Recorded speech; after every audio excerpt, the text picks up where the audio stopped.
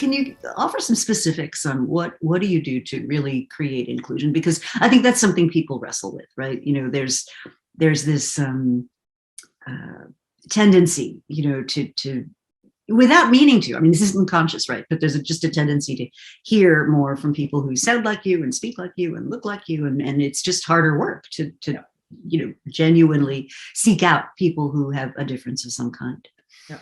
And to really accept that things that seem so obvious to you. So you make a remark and it's a joke. I remember early on saying something about like, I hate February. And an African-American employee heard me. I wasn't talking to him, but he heard me and really thought February is Black History Month. Why is she saying that? And when I first heard that, this was now years ago, I was just completely dismissive. Like, oh, come on. Now, today, I would say, look, there really are different ways of thinking about February. You can think about the weather, the lack of light, but I am also now aware, which I never was, that it is Black History Month and that every year this is a chance for us to lift up people who were never acknowledged as part of our history. So that's just one tiny example of where I've had to accept the things that I literally dismissed. I'll give you another example where seven African-American women left New America over the space of about a year and a half. This was a number of years ago.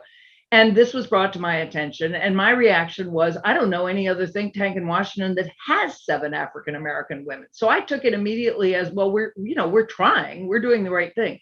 Today, I would listen and say, no, that means we're bringing people in, but we do not have the culture that actually makes people feel comfortable and valued.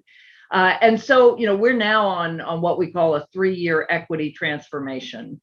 Some of it is well known in the business world, where it really it's not training so much as organizational facilitation. So this is not a training. What we've done is once every month, for 2 hours, all of us come together with a consultant on diversity, equity, inclusion who's advising us. But what we've done is to break people into small groups and have them talk about a shared vocabulary. What does a microaggression mean to you? So that individuals could really talk to one another and hear from one another. At the same time, we are changing our hiring practices and more than our hiring practices, really thinking about what is best practice in terms of inclusion. But even beyond that, and this is where I think so many of us struggle, my president now, Paul Butler, who's an African-American man, actually half Filipino, half African-American. When I hired him, he said one of the things he does when he talks about DEI is to ask people, who are the 10 most important people in your life outside your family that you would call if there's any issue? And he said, think about those people. Are any of them not of your race?